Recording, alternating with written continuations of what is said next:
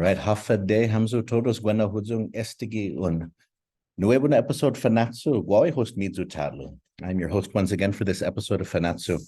But I am eager to get the introduction out of the way so you can hear from those who have joined me in the Zoom room today, because they have much more interesting things to say than I do. And so you may have seen in the news recently that a new Marine Corps base has been activated. You may, if you've been following the news closely, you know that this is a somewhat controversial thing, that this is a base which, in order to be built, it has led to the desecration of an unknown number of historic sites, the disturbing of an unknown number of human remains. The remains of our ancestors have been disturbed in order to create this base.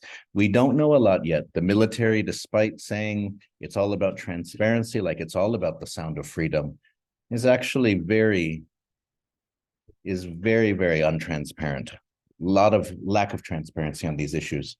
And so it's understandable then that as the military is destroying so many acres of limestone forest, that it is disturbing so many areas of cultural, sacred significance, that people might be upset, that people might be concerned.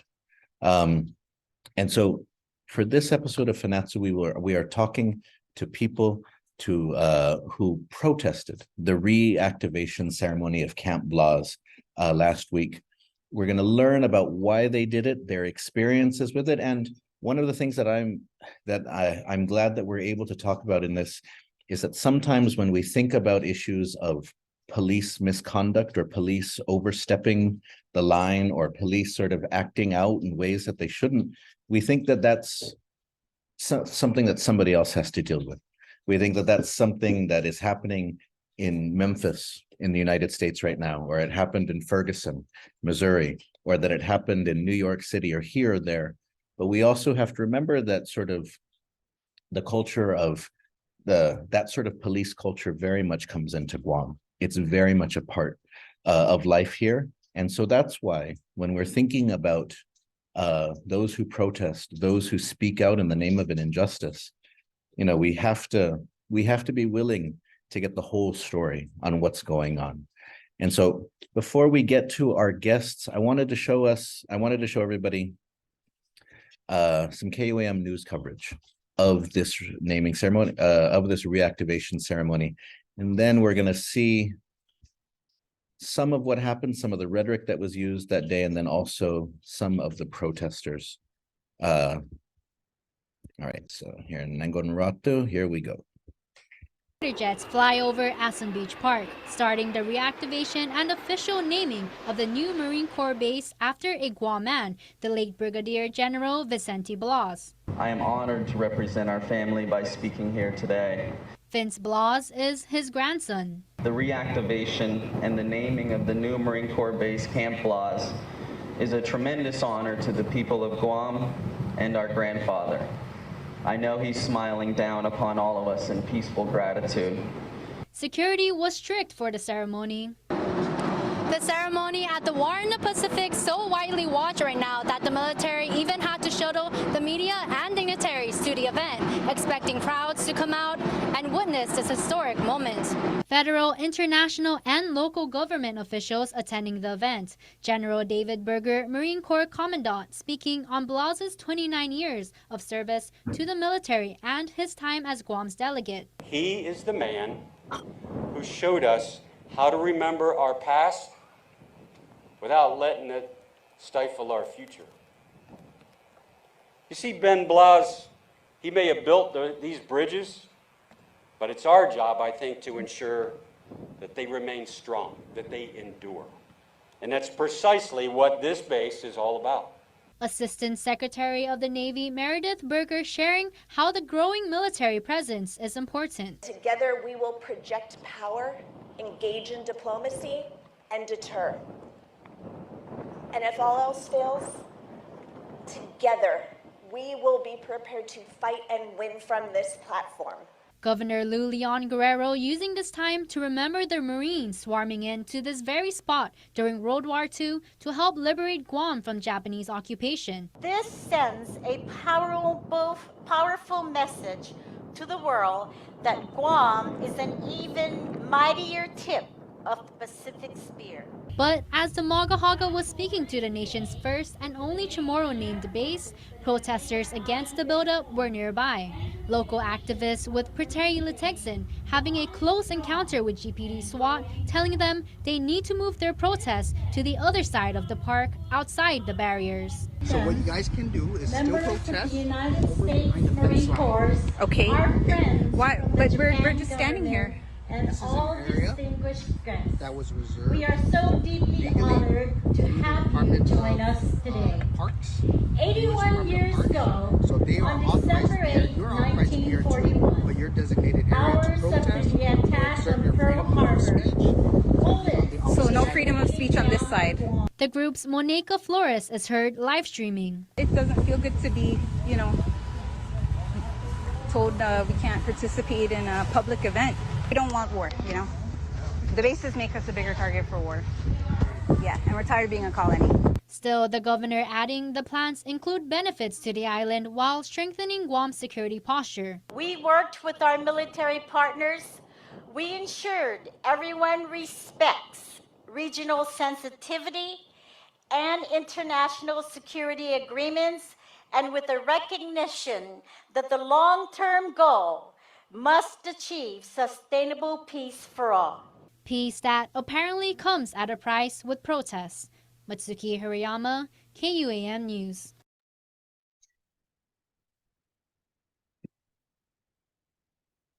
Ooh, I'm sorry. I'm trying to be an impartial sort of a moderator here, host here, but man, the governor's speech, I dispense it. So the rhetoric, oh my goodness. Okay. Before I sort of throw a fit here about that, I want to allow our guests here today who were the protesters at that event, coming from different organizations, coming from different schools, sort of, different stories and interests and passions that brought them to that day where they wanted to stand up and where they were stand up for something that they believed in the name of justice, and were escorted away from the event. And so Monaeka Flores from Prutehi Litekyan put for both. Why don't you introduce yourself and get sort of and then everyone else can follow after that. Okay, sounds great. Sanamasi Maget, thank you so much for having us. My name is Monaeka Flores. I'm a core member of Prutehi Litekyan Save Rutidian, and we put a call to action for folks to join us for a protest for the renaming and reactivation ceremony for the new Marine base. And we were very, very grateful and very lucky that we had the folks who showed up when they did. We had a protest just 1 week before this ceremony in front of the repository, and we found out just around that same time of this event. And, it seemed to us that there was a strategy to announce things at the very last minute, so that we couldn't organize in time, and also to have this event in the middle of the week, almost in the middle of a work morning, to have it wasn't accessible. It didn't allow for a lot of our community members to attend. And so it certainly couldn't have allowed for more voices of opposition to attend. So we're very grateful for the people who took time out of their day to come. And we actually had a pretty good response of people, but the people who are here today are the ones who are willing to be on the podcast, and also part of the group, the four of us, and there are five of us actually altogether who are escorted by the police, but three others are here with me today. We were escorted away by there was a member of the Guam Customs and GPD SWAT, and I would like to say that for the most part they weren't extremely forceful, or there was no vulgarity. They didn't raise their voices. However, we'll get into it more. There was a lot we were uncomfortable about that situation. And it's something that stuck with us for a while after we went through it. And so I know we're about to get into that, but I think it's good to just pass on the introductions right now. So I'll pass it on to the next person. Maybe we'll go with Paige next. Afade, si Paige Aguon. I'm 21 years old and I attend Guam Community College, and I'm also a part of Eco Warriors.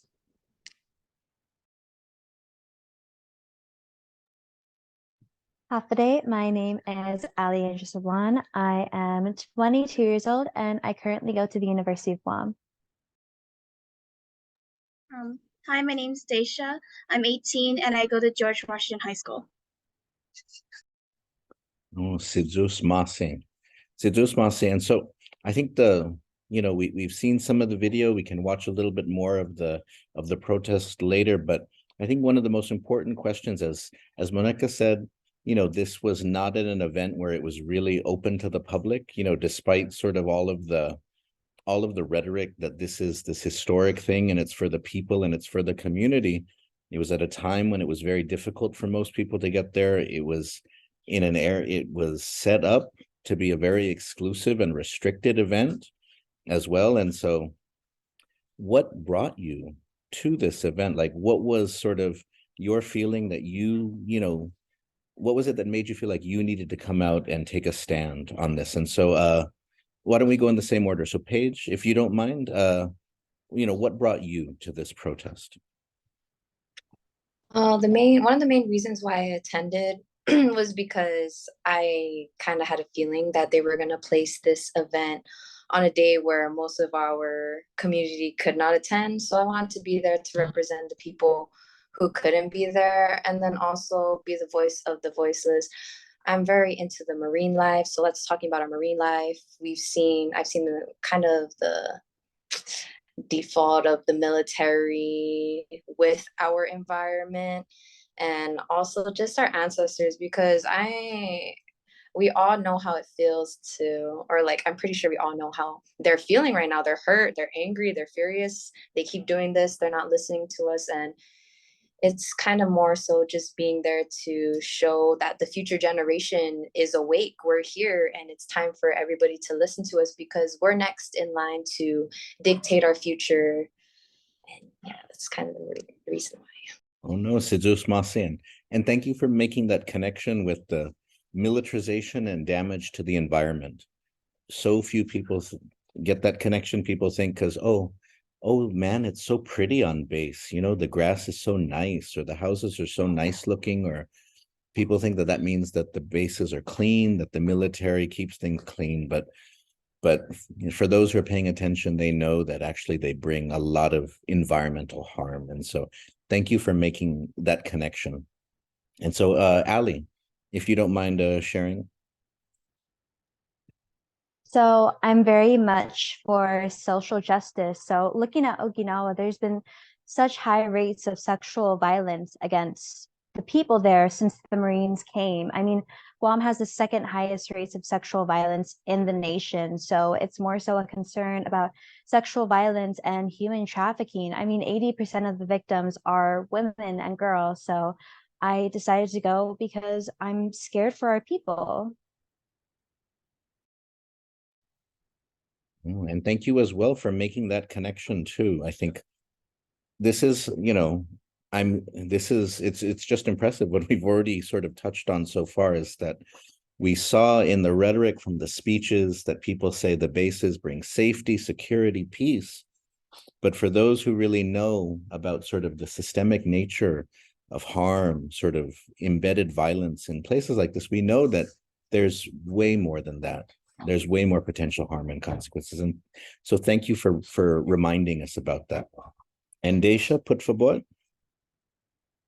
Okay, I was there because, I grew up hearing all the stories from my mom about my great-grandfather who had land taken from him after World War II. And I was basically there because of all of the, the historical land takings. And I honestly hope that one day I'm able to get that land back for my family, even though it's unlikely, but that's my one dream, my one goal. Biba, Hungan, land back. No, Sidzus Masi. Thank you to all of you. And so this Monaeka, somebody who is with Prutehi Litekyan who called for this protest. So let's for those people who aren't familiar with some of these issues, sort of what is the concerns, what are the issues sort of that would lead? Because I think, if you pay attention on social media, there's plenty of people out there who think, bases are good, bases bring jobs, bases make us safe, and this is just gonna, this is just more of that equation.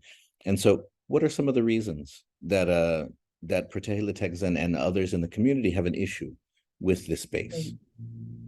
Well, we share a lot of the same concerns that were mentioned earlier.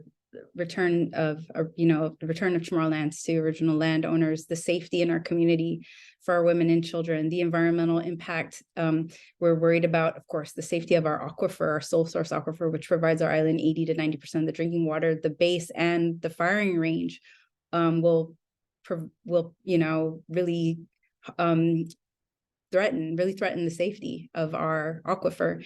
And then Paige also brought up our ancestral burials. Yes, for a lot of us, we have a lot of grief and rage around the desecration of our ancestors that this construction of this new Marine base and the firing range, as well as the urban warfare training range, have brought about. Prutehi Texans actually hosted several ceremonies with, elders such as Auntie Hope Sobel and other folks when these burials have been desecrated. And so, I just wanted to mention too, like when we were walking in, it was this controlled environment. You couldn't park in the park. You had to find parking somewhere else in the village. There was some parking across the street. They kind of made a temporary crosswalk, but we parked all the way at Fisheye and walked in together. And there was a gate. It was like it was segregated, like it was on the base. There were these huge canopies for the dignitaries, the international media, and the military who had come. And the public area was actually separated quite far away. And there was a temporary fence that they had actually built to separate that area and the public areas. It was actually quite far. And there was a smaller canopy on that side where there were like elder Chamorro Marines and their families who were sitting. And so it was quite strange. It was not a well-attended event, with the exception of where the two big canopies were. And as you can see from that video, the KOM video, it was tightly controlled. The movement of the press, the international press, the international dignitaries, they were bussed in and kind of like corralled to those tents and kept very far away. Some of the media did step away to take pictures of us because they saw our 3 signs that we brought. And so they did come and try to talk to us, but they were called back. They had to go back to the tent, including some local media who came to talk to us, who didn't have time for an interview. They had to get on the bus and hurry up and go to the next thing because they had arranged a very tight media agenda for 2 days. And what I understand is even with the international media, they controlled the interpretation. And so we're looking at a very highly curated, highly stylized event to deliver a message, like you said. And so it's really important that we critique that messaging, that the base is good for Guam. And for Prutehi, Litekyan, like all the reasons that were mentioned earlier, one of the biggest concerns is that the base makes us a bigger target for war. And it's really something that our community should be talking about more. I feel the fact that the assistant secretary was saying that they want to project power, engage diplomacy, and deter, fight and win from this platform shows that Guam is going to be a site for war should conflict rise into battle here in the region. And we did see that study recently where several simulations showed that Guam would suffer tremendous loss and tremendous damage if there was a conflict, for instance, between the United States and China, if China were to invade Taiwan. And so we've had war here before. We know this reality of war very intimately. Our grandparents, our great grandparents experienced it. And I say war is like an evil you can never unsee. It's a trauma that continues to impact us. And like with the land takings, so many families that's a trauma you don't really heal from. And so this space won't keep us safe for all of these reasons that were mentioned. It actually presents a lot of harm for our community. And so to hear, especially, the words out of our first Indigenous woman governor, our first Chamorro woman governor, who, it was painful. It was painful to hear her say, "We will be a mightier tip of the spear and Biba Marianas," and that the success of the Marines is the success of Guam's people. And using the word sustainable quite a bit. Everybody kept saying sustainable peace, sustainable allyship. This is the most unsustainable thing. We know that the Pentagon is the world's biggest polluter. And even the name of the flyover, they called it Sound of Freedom. And we had a banner that said Sound of War. And we had actually teased it out even more on social media. Sound of climate crisis, right? Sound of capitalism, sound of greed, sound of white supremacy, because that's not the sound of freedom to us. I mean, you and I have said that sarcastically and jokingly and among friends, like, this is the sound of freedom every time a war plane flies over us. But we know it's the sound of war, and it's actually something we're very uncomfortable with. And and being called the tip of the spear is nothing that we should be proud of. I mean, I quote you all the time. You always say the spear is broken first and bloodied in battle and left. And that's exactly what would happen. That's exactly what would happen to us. No, it's something we should take pride in. It's actually something I'm very concerned about and very upset that, it was used to manipulate a message that the base is a good thing. Oh, it's so true. I remember I used to tease Governor Eddie Calvo when he would say that we are proud to be the tip of the spear. And I mean, now I feel like I need to tease the current governor, Lulian Guerrero, because the way that she was talking, it's like, who feels proud to be the weapon of another? That you should strive to be treated with respect, with dignity. Who wants to be the pet, the gun, the spear, an object that another holds? Who feels pride in that? At least have the dignity, so that's why it was, but anyways, you bring up such a good point, so many good points there. But you were commenting on sort of the space, the restricted, contained nature of it. So I wanted to give each of our other guests a chance. Can you talk about what you were feeling when you were going in there? So remember that this is billed as something where it's all about freedom and liberty and all of these things. But then what was it like walking into a space like that? And so Paige, if you don't mind, actually, can I just set it up real quick? Okay. We were standing in the public area, and I said, can we just walk over there and see what happens if we walk in that area behind the fence? And so everybody, I checked in with everybody if everybody felt comfortable doing that. And I said, at any time we don't feel safe and we want to stop, please stop. Tell us, we'll stop, and let's stick closely together. And we stuck closely together for the most part, and until the exchange. And then we did lose track of each other a little bit. We came back together, but anyway, I'll just turn it over. But we did check in before and even during the event a few times with each other, just to make sure we were all okay. We all could see each other.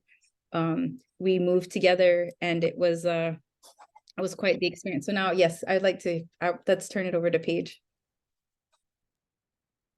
Okay, so entering the event, I don't know, I felt good, we were there all together, even though there wasn't a lot of us spiritually. We got a lot of people with us, but only 5 of us. I was like, we can do this.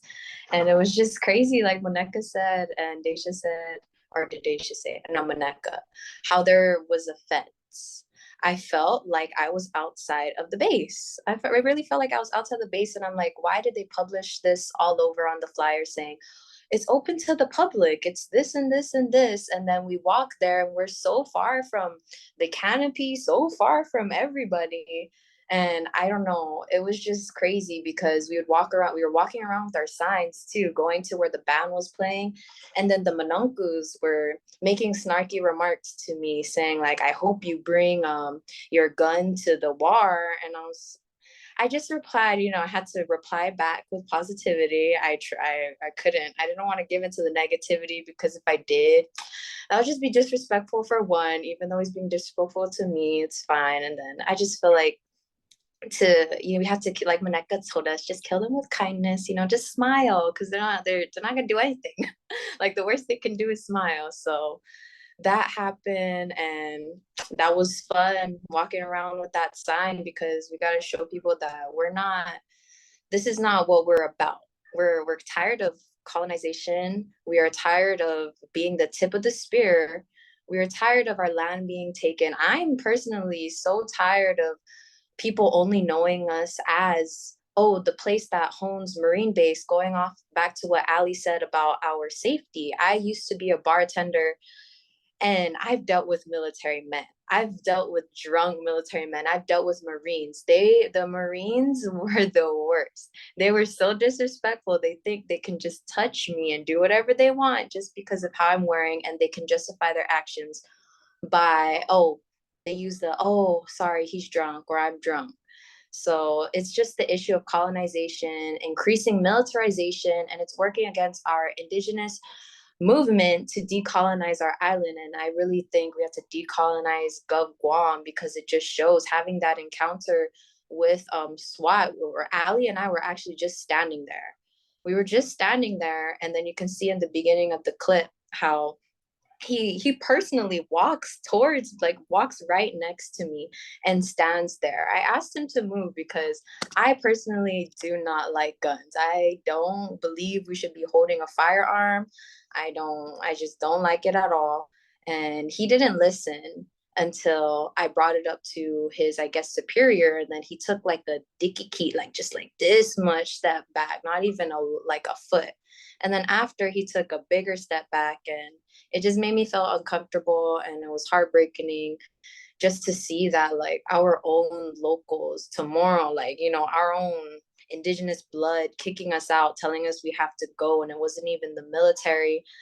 And I'm gonna be honest, it made me cry. Like, after that whole thing, like, it just hurts my heart, because they don't really care. It just shows that they don't care about the people fighting. They don't want to listen. I feel, or this is my subjective opinion again, I feel like and believe that it's just money. All they care about is money, and economic growth, when we cannot take that to whatever heaven we all believe in. So I was feeling strong. I kind of felt like heartbroken towards the end of the whole ceremony, and depressed. It was a bit depressing over there, but yeah. No, thank you for sharing. Thank you for sharing. Ali, do you want to go ahead and tell us what it was like for you? So I got there, and when I first got there, my thoughts were just like, oh, this must be one of those events that the military holds for the public to kind of, like, you know, pomp and circumstance, to make themselves look good, to kind of entice the public into supporting them. And when we were walking past, like, you know, of course, the Manamko were talking to us and making those snarky remarks. Luckily, Paige was responding to them, so I didn't have to deal with that as much. And we went behind the fence, and we were just standing there, as Nate said. And they got really close to us, and they were telling us to go. And being in that kind of situation, having worked in an environment where they profited off of objectifying women, I was kind of already used to that thing. So when they're getting super close to me, I wasn't surprised.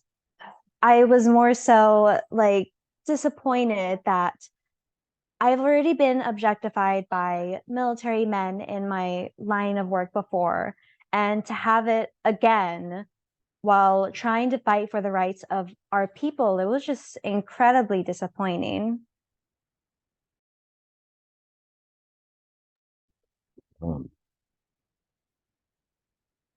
Thank you for sharing, and thank both you and Paige for sort of, because it's often for reminding about sort of a lot of the sexual violence sort of that accompanies military bases. And so I think early on, when the buildup was announced, there was a lot of discussion about sort of the sexual violence that the women of Okinawa have had to endure because of the bases there. But I feel like as the years have gone on, people have kind of forgotten about that. But it is a very real thing. And it's interesting that sort of, as Paige was mentioning, sort of the economics of the buildup, right? So that people feel like making happy the people who subcontract for military construction is more important than protecting the safety of women on the island. That sort of who is balancing out the interests of the people on this island. And so Sidus Masi for sharing. And so Daesha, if you wanted to share as well, por favor.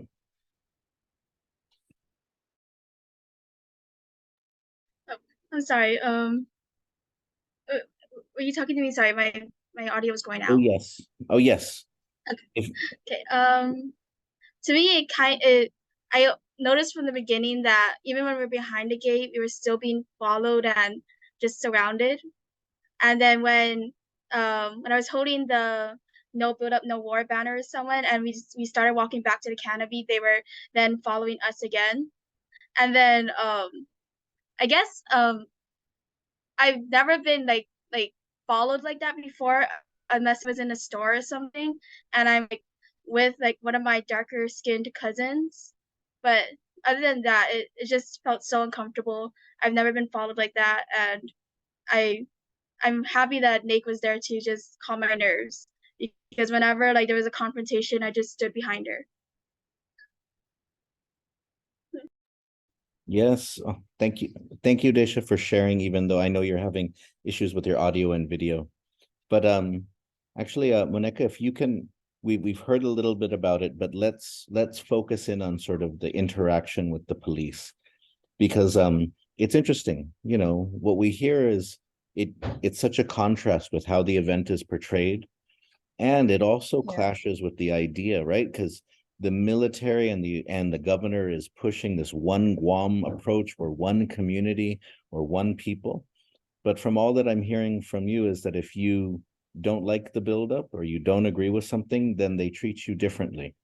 They follow you around, they push you to the side, right? And so let's talk specifically about sort of what happened when SWAT got involved. Sure. So Daisha's right. I'm really glad she brought that up, because even when we were on the public side, we there was always a presence of security, whether it was police or Guam Customs near us. Actually, when we got there, somebody had asked us if we had a permit to be there. And I'd never been asked. We'd never been asked that question before. There were only 5 of us, and I said, well, we're just this is a public event, community event.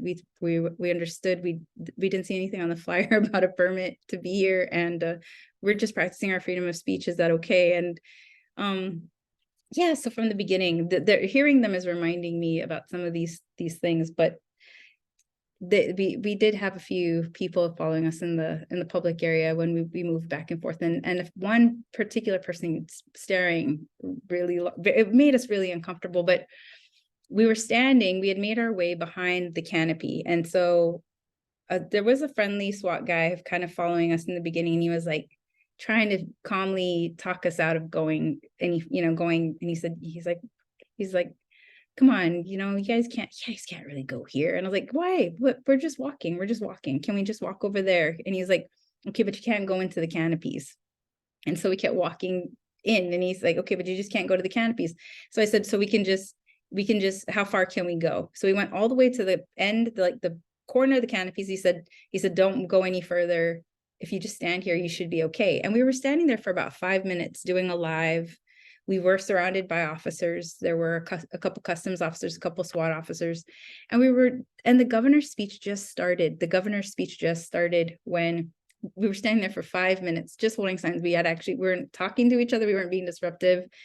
And Paige is right. It was really disturbing then when at that moment the squad commander came up to us to just have our own people tell us we couldn't even listen to our own governor at this event. We had to move to another place to continue to listen to her. It was a demoralizing experience. And we started to comply. They were swarming around us as we were moving, about six of them at a time, kind of swarming around. But one person did get particularly too close to Paige, and if you watch our video, you can kind of hear me calling her Paige, because I just want to make sure she's okay. And at that point, she does say to him, she says, firearms make me really uncomfortable, and your firearm's really close to me, and I need you to give me some room. I'm summing up Paige's words, but that's about what she said. And at that moment, some of the other folks are like, okay, let's give them some space. But he was, I would say, inappropriately close to Paige, following her a little too closely. And And then we had stuck together up until that moment, and then Paige and Ali kind of hung back, and I went back and got them right away. But even when I went back to get them, I turned around, I was like, oh, where did they go? I got to go get them. I wasn't allowed to even walk on the grass. I wasn't even allowed to walk on the grass. They told me I had to walk on the outside the barrier on the sidewalk and not through the grass to get them. So it was upsetting. It was not something we were prepared to deal with. And, we have been thinking about the situation that with this year, we might have more actions where we do have to engage with the police, and we probably need to be prepared, get some training, get to know some police, but the thing is we didn't expect to have our own police stop us that day from protesting at that event. And it was because of the military. It was because it was a military event. And he kept calling it sterile, which I didn't understand. He's like, this is a sterile area. And I said, what do you mean it's a sterile area? Does that mean it's neutral? Because if it's neutral, we can stand here, right? And he said, no, it's a sterile area. And then now it's come down to understanding that's actually a security term, which means like clear, secured area. So we were somehow, and I kept, you're the virus. You're the virus, the bacteria, and the sterile. And I asked yeah, he was like, for your safety. But we weren't being unsafe. We weren't being disrespectful. If anything, the only thing that was unsafe, the only thing that was being challenged was their narrative. That was the only thing that was being challenged. That was the only thing that was, but anyway, there were so many problematic things about the day. And, to think about the governor, like even, so as they're moving, as the governor's speech is going on, and so we can hear her say these things, sustainable allyship, mightier tip of the spear, Biba Marines, by the time we're in the public area. And it hit you a different way, after being removed, and then hearing those words come out. It was a painful moment, I would say, to not to sound overly, it was a painful moment. I'm just going to say what it was. It kind of felt like she was cutting through us with these words. And it does seem, it was it does seem contradictory, because I noticed on social media some people were saying, oh, you're protesting the very people who give you the right to speak freely. It's kind of like well, I don't know, it must not have worked this time because you were escorted away. So I don't know, right? So maybe the Marines didn't do their job. Maybe, maybe they were busy bothering bartenders. That's right. Our rights are actually being infringed because the Marines are there. So it's and I will say that the governor, at least in her speech, she did say that one Ben Blaz quote, equal in war but not in peace, which is a powerful quote. But then she pivoted from that so quickly, because what he's critiquing is that we've never really seen true liberation. And she pivots, so she acknowledges that. She acknowledges that this is our colonial reality still. That hasn't changed. But then she pivots it to a message of national security and sustainable allyship in the Indo-Pacific region. But the problem with that is they're using the legacy of this Chamorro person, and they're co-opting our history to name this base, to force a connection to it, a closeness to it, for us to think this is a good thing that this Marine base is being named after a Chamorro hero, when in fact, this is a site of violence and desecration that's being named after Ben Blaz. And we don't mean any disrespect whatsoever to the family or to his legacy or to all the sacrifices he made in that critique. In fact, it's in honor of him that we're making that critique. And I just sort of want to feel, I want to share one of my favorite quotes, actually, because, he said, we must wonder why the colonizing forces never asked this most fundamental question. Perhaps they felt the new order they were bringing was so progressive that the people could not help but be overjoyed to embrace it. Or perhaps the ugly hand of racism was at work, and they believed the people could not tell the difference between freedom and subjugation. That's one of my favorite Ben Blaz quotes. And for the governor to mention progress, see, that's the thing, it's like, that's the messaging. The military brings progress, but really, this is bringing destruction. This is putting us in so much harm. This is connecting us to war. This is going to make us basically, it's making us known to the rest of the world only to have value for war. And we don't want to support a war. In fact, what's something that's really also problematic about all that messaging that day is they're basically saying we're going to end war with more war, not actual diplomacy, not actual peace. And the truth of the matter is because war makes a lot of people really rich. It's not about freedom, and it's not about democracy. It's about keeping billionaires wealthy and people oppressed. And so I mean, that's one thing we actually talked about in preparation for this webinar, and Daesha and Paige, you know, have helped me think about this, because even the thought of increased militarization is the antithesis of decolonization, right? Like, it's actually a step back for our decolonization, for our sovereignty, for our liberation. And so I really appreciate you bringing us here, because it's so relevant to this conversation about decolonization absolutely 100% independence. And here we see even that concept of what democracy is being kind of broken apart in that one historic moment that they say for the Marines that we attended. So it's just all these layers, Oh, yes. And, you know, the United Nations has brought this up in the context of Guam for decades.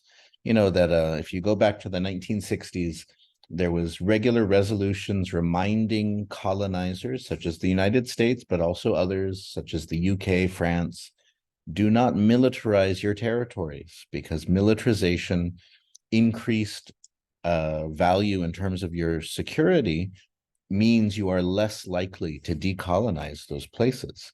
Because if you imagine Guam to be the tip of your spear and you sharpen it, and you put some fancy missiles on it, and you make it all high tech and crazy, well, then you're never gonna let it go. And so I think that's an important reminder for this. I wanted to take a step back though, and so, because one of the things that, you know, was several of you have mentioned is that feeling that, you know, on the one hand, sort of there is this othering by the military, right? So that despite the military saying, you know, we're one Guam, you know, we're one community, they also love to put up fences and love to decide who stays on the other side of that, right? But in terms of the treatment by the police, you know, another layer though is the buffer, the local buffer against these sorts of interests, right? And so I wanted to, you know, get the feeling from Paige, Ali, and Daesha, sort of what was it like though, especially as younger activists who you may be familiar with sort of police issues that you've heard about in social justice minded conversations in the United States, right? But then what was it like to be in a situation where there was men with guns, you know, men who are trained sort of to quote unquote keep the peace through violent means, usually. And so what was it like, sort of that experience of as I heard in the video, sort of your own community escorting you out in the name of the military? And so Paige, if you want to go first. I just thought it was disheartening again. And like I said prior, I really don't like guns. So it was like giving me a bit of anxiety because he was so close to me. And I know it's worse in the States because we have seen with the Black Lives Matter movement, how they would just peacefully protest and then they could get shot or all of that. So I'm grateful it didn't turn out that way. Even though they weren't being aggressive with us, I could very much feel their energy, their presence, like we're gonna be dominant, we're going to kick you out. That's why I felt I was okay, because we were standing our ground. We weren't even talking. That's what kind of irks me, because we were just standing there. And then it just goes to show that, at least for me, I feel like they know what's going on. They know deep down inside that this is wrong, what they're doing is wrong, but they have to listen to their superiors in the military and the government because it's their job. But I feel like it's because of their paycheck, because everything usually revolves around money. But then again, this is my subjective opinion. And I don't know, I didn't appreciate, especially that young SWAT officer. I feel like he was younger than me, and for him, and he's and for him to just be like this close, for him to walk, do a little turn, and then stand this close to me, and for me to feel him right there. He didn't do anything, but his energy wanted to scare. I felt like he wanted to scare me, and it was just sad. It was sad because I'm like, the people who are supposed to protect me are kicking me out for speaking up. They're kicking me out for just standing here and fighting for our land back, fighting for our people, fighting for our ancestors who want this. And we're actually, I feel like us young, our Daesha, Ali, and I, the young activists, we are the generation that has the courage and the conscience and the conviction, to right the wrongdoings of the past. I'm quoting Angel Santos right now. I don't want the next generation to live with what we're living right now. That's why I feel like we're fighting. I know I kind of got off topic, but yeah, that's how I kind of No, don't worry. I mean, if anything, Fanachu is a podcast in which we always go off topic, but it's Monaeka todo. And so Sidus Masi Paige. Ali, put for boy. So having lived stateside during the Black Lives Matter movement, like protests in general, I'm no stranger to these intimidation tactics and the brutality of the police. So I don't exactly have a good view of them in general, since they have failed to protect our community against all of this sexual violence and all the violence against our people overall. I mean, there was a recent murder, and the police, they need to do more to keep our people safe. I mean, Guam likes to pride itself on having such a strong community, and to have these police just get way too close to us and try to intimidate us when we're simply standing there and not causing any harm, and telling us that we're dangerous when they're the ones with guns. It's just disappointing, Oh, Hungan, it is very it's like living in a surreal sort of Black Mirror episode there. It's kind of like to call silent, and from everything that I saw, respectful protesters, making a statement, but still respecting sort of the space, the manamku that are there, and, but just standing for what you believe in. And then to have such an overreaction by sort of the organizers, by whether it's the police, the governor's office, the military, but to say that you needed to be removed for just holding a sign. I mean, who is afraid of a sign? It's interesting when because it's interesting when the powers that be feel threatened by the simplicity of a statement of no war, right? Or the signs that you guys were holding. But anyways, Daesha, put forward, I wanted to give you a chance too to share. But Sidus Masi Ali.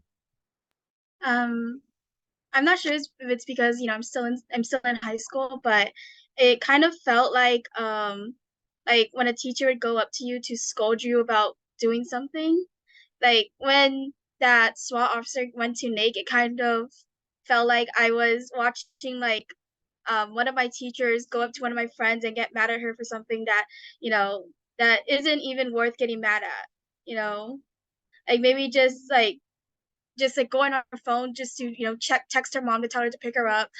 But yeah, it kind of felt like I was watching teachers go up to their students and just scold them for just the most random stuff.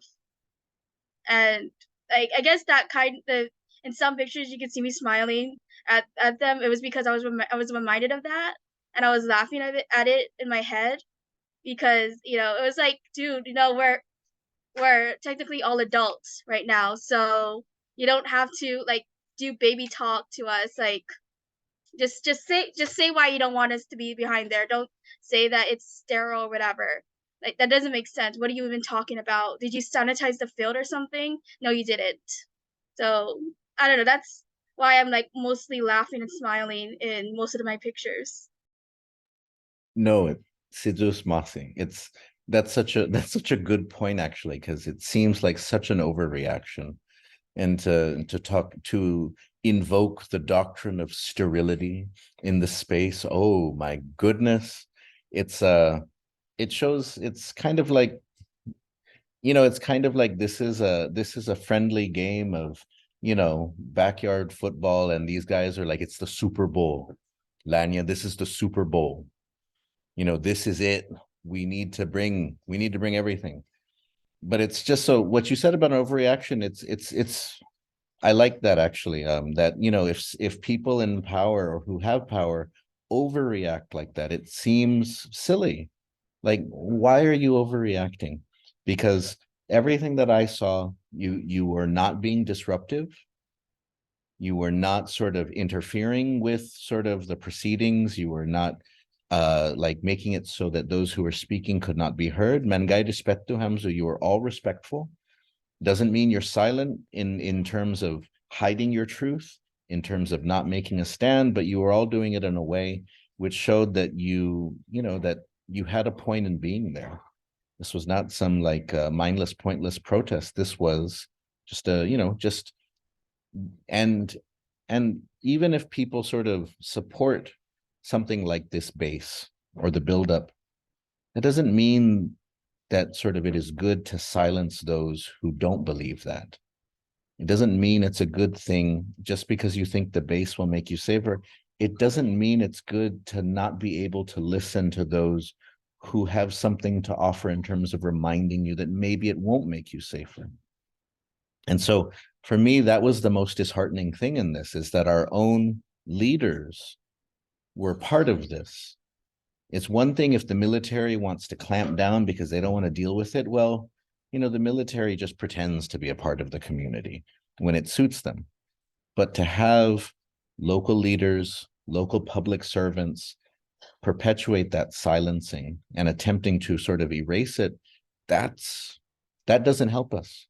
Because, when I look at these signs that you were all sharing out there, right? These are important things. Inafa Maulik means peace. Everybody, including our current governor and everybody who runs for office and every company on the island, says that they are down for Inafa Maulik. Well, Inafa Maulik is probably against a lot of things that people, it's probably actually against the way that a lot of people use it. It's good that you are there to remind people, like, Inafa Maulik means peace. It doesn't mean like Inafa Maulik in the name of war. How does that fit? How does that connect, right? And the sounds of war. It's interesting because for GPD to respond like that, I'm reminded of, when Angel Santos jumped the fence at Tidzam, along with others in protest, right? Because in truth, in Guam, when the police overreact like this to protesters, it doesn't make any sense, because there's no history of protesters on Guam like defying the police or like doing anything that would require the police to dominate protesters and intimidate them. Because usually we understand that we're part of the same community.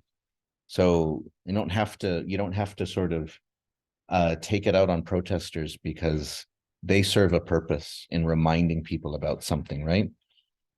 And so, but when I see this sign, I remember that one of the main reasons why Angel Santos and others chose to jump the fence and protest that day was because of the sounds of freedom.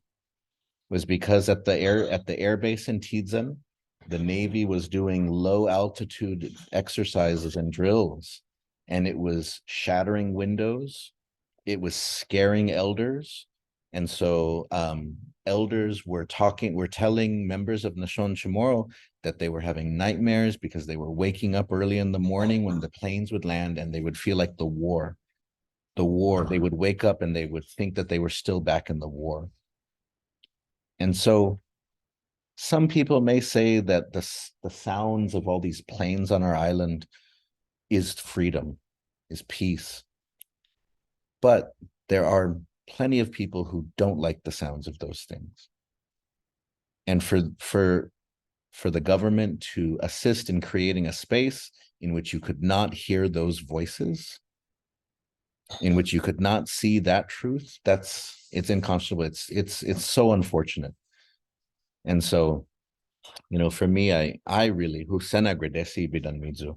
I appreciate that all of you were willing to stand out there, even if it was just a handful of you. And that's the thing, is for them to respond like that, it's just so, I've been absorbing everything that you've shared, and so I just had to share a little bit of what I was feeling with you. And so Monaeka, por favor, go ahead and we've got about 10 more minutes, so go ahead. Well, thank you so much for that reflection, Magit. There are actually a few more folks who were with us earlier, but who couldn't walk with us to the tent.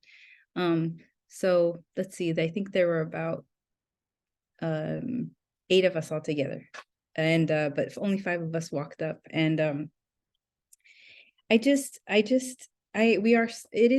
tremendous that these young folks took time out of their day to be there. It was a small showing, but a very powerful showing. We have to consistently send this message of opposition to push back against this narrative that the space will keep us safe, that it's good for Guam, because we know all the reasons why it's not good for our people, our land, and not just for us, but the whole region. Because this base, as well as the other bases that already exist here, they make us just greater targets for war and destruction, and they've already caused so much destruction here, and that's why we're showing up. And I just really want to commend Paige, Ali, Daesha, and the others who joined us that day for their bravery, their humility, because they came they were very humble and respectful. But I also really wanted to thank Daesha for that comic relief a second ago about finding this reaction from the police a little funny. I do want to say that in the beginning, the SWAT and customs officers were very respectful and tried to be friendly. It was at that moment when the staff commander, or the SWAT commander came up, that things started to change. The energy really started to shift, and things got a little more tense. And just being asked to move, generally, it was just a deeply troubling, an unsettling experience. I also thought to take a minute to thank Joey Certeza. We made the signs at his house a couple nights before, and I want to thank the idea for an Afamalik means peace comes from Dakota Camacho. So that, because we were trying to talk about what's some of the messaging. We definitely wanted to send that message, sounds of war, definitely to reflect about how our community, like you said, Magget, there are many people in our community who are triggered by those sounds from, whether they themselves are veterans or they are war survivors from having survived through war here at home. But also, anytime there's a military exercise here, these planes, they just disrupt and disturb our lives tremendously. The windows continue to rattle, our bodies continue to shake. It's they impact everything from the way birds and our fanihi can make their way around to the way our people feel inside. It's so much greater than that. And not to mention, I just want to make a mention that one of these planes burns like 1,100 gallons of jet fuel an hour and costs over 30 grand a flight or something like that. So it's really a horrible display. If you think about, those were 4 planes, that's over 100 grand of resources that could have gone anywhere else, for any other need here or elsewhere. But then to know that our own resources, our government of Guam resources, are also going to support this event. It was actually quite a production, with closing off the street and having these security support staff that are our own Guam, police and customs folks to be there. It didn't feel good that here we see our government supporting this oppression and this, celebration of what really represents for many, many of us a tragedy, not something to celebrate.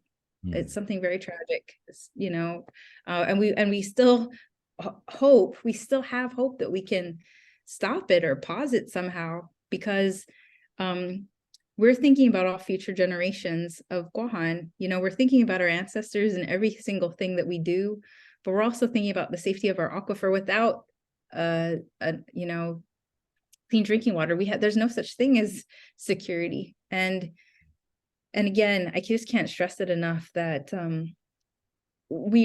how frightening it is, how terrifying it is that we could have war here again, should, you know, China decide to, you know, or the United States rather decide to attack China or whatever. If the conflict escalates, you know, we will see a lot of hardship, a lot of horrible violence here once again, and we don't want that. We should be, we can't end war with more war. We need peace, we need diplomacy, and we need to change. We need a massive shift as well with the rest of the world. But I think that's a good place for me to stop. And just thank you so much for this opportunity to share our experiences. Oh, Hungan, I want to give Sidus Masi, I want to give each of you a chance to share some final thoughts. And so maybe we'll go Paige, Ali, Daesha, and then Monaeka, to you to kind of close things off. And so whatever final thoughts you feel like sharing, you can reflect on what we've talked about or share something that you didn't have a chance to yet. But yeah, so Paige, you first put for what? So one thing I didn't share was at the ending of the ceremony when everybody was packing up and leaving, Monaeka and I actually were holding the sign in front of Lou, but she was taking a picture with somebody, and I just said "Hafa Day, Governor," and she looked at me and she smiled, and then she asked me how was I, and I just told her Tristizu, because you know, and then she just looked down, and then she got like 5 people, 10, 6, I don't know, bodyguards walking to her car, and then it's just crazy because I hear that she wants to, you know, get the future generation in on all this. She wants to hear our concerns, and for me to tell her I'm sad and for her not to just to look down and walk into her car with no remark was kind of eye-opening again, just to show that I feel like we as the future generation need to embark more on kind of pushing and showcasing to our government that we're not going to take this and we're not going anywhere, because we're next up. We're literally next up, and we're trying to educate our generation. And you know, I don't know, I was, you know, or I voted for her, so, so I was kind of like, come on, Lou. I thought we were like kind of on the same page, but then again I realized, like most politicians, they always give us empty promises, and they just say a lot of things that to get us to vote for them and to get us on their side. And you know, it's not really big for my generation to vote, or they don't really care about like our political status and what's going on. And my goal is to try to get more people to understand, at least my generation, to get them understand why this is important, because we can see it. Just go to Tuman, pick up the sand inside the ocean and smell the gases, and you know, you can just see it outside. You can just really see how horrific our island it's just gone through a lot, but we're still going strong. And I feel like our island and our people, we're resilient. So I'm very hopeful still that we're gonna win this fight like we always do. So yeah, that's it. Sidus Masi. But it is, you know, that's why all of you standing up is so important, because you know, the thinking about the future. Any war between the United States and China in this part of the world doesn't benefit Guam. It only hurts Guam. And there is, if you're thinking outside of the military bubble, there is no way that a Marine base actually defends Guam or protects Guam. That's one of the things that, you know, you have to always remind people about, is that, is the base here to defend us? How does it defend us? And so, yes, thank you for sharing. Ali, Hagu, put for what?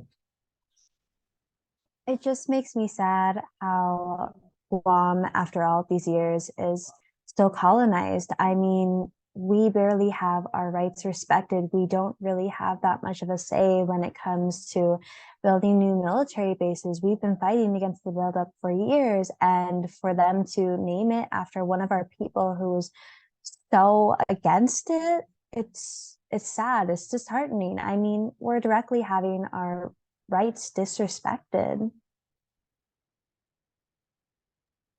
Sidus Masi. No, Sidus Masi. Thank you for reminding us about sort of the connection to our political status, right? And that people talk about sort of, I heard so many people trying to frame this in terms of you should be grateful for what the military has given you in terms of rights.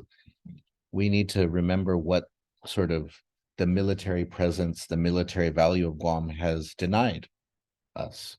Sidus Masi Ali. And Daesha, Hagu Pagu, por favor. I guess like I would just say that like I'm sorry, I'm trying to think of what I want to say, but I would say that with like situations like that, to anyone who would like, you know, who was going through that the first time, having police officers and SWAT people following you like that, I would say just do what I did and just think of a funny situation where you've seen that before, and like, you know, make it where it's less serious than it actually is, because, you know, I do that whenever, you know, I feel uncomfortable, so that I could just laugh about it.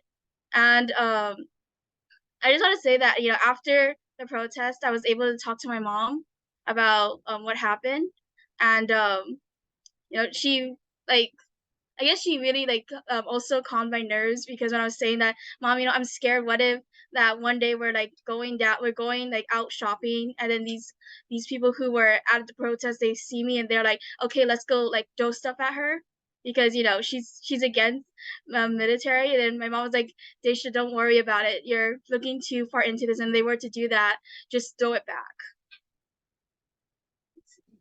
Sidus Masi. Sidus Masi.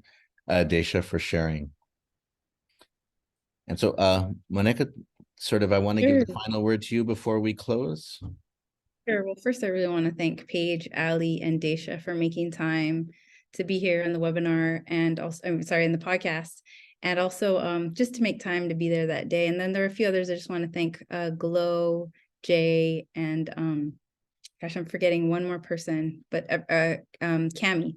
Everybody who came that day was very, very helpful, and it was just great to have everybody there. And one more person I think wants to stay unnamed, but anyhow, I want to thank those folks. You know, just what Daesha said, I want to touch on that real quick, because we do worry about the safety of the folks who come to these actions. And it's something we're constantly thinking about. We have a lot of young people coming, and you know, we also want to check in with folks after, make sure folks get home safely. And I think Daesha's concern now about, you know, what happens to us after we've been visible is a real one. It's a real concern. You know, some of us had to engage in some online debate a couple days after that protest with people who, like you said, were posting all kinds of things like, if it wasn't for the Marines, we had this, that, and the other thing. You know what I mean? The Marines weren't here for the whole occupation. And anyway, but anyway, I digress. You know, it's the Chamorro people survived the war. Our people, you know, the strength and the resilience of our people should not be undermined.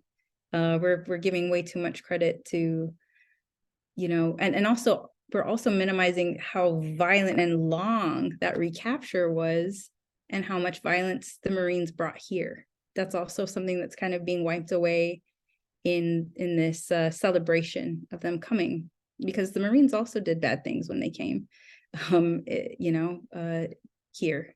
Anyway, those are just some thoughts, just reflecting on kind of what was just said in the last few minutes. But I also, you know, the governor did say, I just want to bring it up once again, you know, the governor did say equal in war, but not in peace. And she was referring to our colonial status. And, you know, she's really been outspoken about a lot of things that are important, you know, body sovereignty, for instance, being one of them. And I just feel, and so I just feel like I would like to kind of take a minute to connect these issues of sovereignty to cultural sovereignty, spiritual sovereignty, economic sovereignty, body sovereignty, land sovereignty. These are all connected and they're all part of our struggle. And so the military base really, this new base represents so much destruction, desecration that's already happening, and it has already happened, in so much greater risk for our whole island. And I think it's also good, since they've used that place to set the stage for this event, to sort of manipulate that messaging of World War II and liberation. I think it's good to end with the Ben Blaz quote again about liberation. And I'll just say it real quick. All who call, this is only part of the quote, but the people of Guam picked up the torch of freedom, passed them on July 21st, 1944. All who call Guam home have worked so hard and so determinedly that the entire world can see the island and its people have come so far from that terrible time of long ago. But true self-determination and equality still evade our people. Thus, the quest endures. And so that is such an important quote from Ben Blaz, which basically acknowledges that we never saw true liberation, and we still have a lot to do so that we can see true liberation. And Monaeka, you've done a wonderful job over the years too, helping build, resources for that counter narrative. In fact, Daesha was with us last year on, Liberation Day / Reactivation Day to push back some of the narrative and share not just, Ben Blaz's comments, but several Marines themselves who acknowledged that true liberation never came to Guam after the war, that because we're still occupied, because we are still a territory, a colony. And so it's so important to keep pushing that counter narrative. And so thank you for bringing this space so that we can do that further. And I just want to thank everybody again, Paige, Ali, and Daesha, for just being the phenomenal young people that they are. And so grateful. And that they're to be in this work with, and so humbled and honored to be in this work with all of you. Thank you. Sanamasi Turamzu. Sidzus Masi. Sidzus Masi no Hamzu Todos. Thank you to all of you for sort of your courage, your willingness to stand up, to speak out, even in the face of sterile zones, even in the face of sterility. And so, Sidzus Masi. Za para hamzu todos ni omega za nume ekung Sidzus Masi no hamzu loco esti fanapuestin episode Fanachu. Adios, este ki otro manatli hitalo. Esta.